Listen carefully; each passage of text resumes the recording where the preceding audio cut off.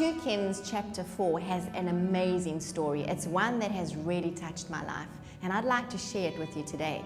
There was a woman who was a widow. She had just recently lost her husband, and she had 2 sons in her care. Now, it just so happened that when her husband died, he left this woman in a great amount of debt. So great was the amount that there was no way she could pay her way out of it. In fact, the creditors came to her and threatened to take her sons as slaves. So what this woman did was she went to the prophet Elijah and she asked him, what can she do? And he told her a strange thing. He said, "Woman, what have you got in your hand?"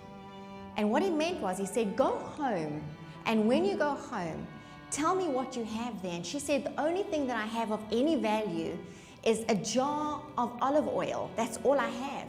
He said, "Well, go home, close the door, take all the containers you can find, all the empty containers, put them out and begin to pour that olive oil into the containers."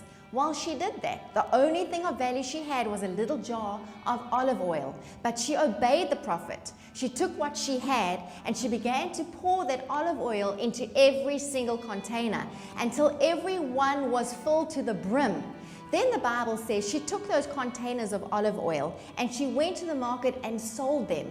Do you know that she made enough money from those jars of olive oil to not only pay off their debt, but to let them live comfortably for the rest of their days? That is a miracle. But I have to tell you, the pearl of wisdom in all of this is there are times where we feel desperate, where we feel there is no way out. It is an impossible situation. How am I ever going to have God provide for me? Well, this is what we need to remember.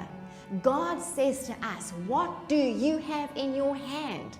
Because whatever you have, if you trust me and obey my word, just like the woman obeyed the word of the prophet, do you know what's going to happen? He will take what you have and he will bless that and cause it to increase in your life. You don't have to think about what you don't have or about what problems are consuming you. Rather, put your eyes on what he has given you already. Give it to him and allow him to bless that. Give what is in your hand. That's what the miracle is. And let me tell you, God will be faithful to prosper you.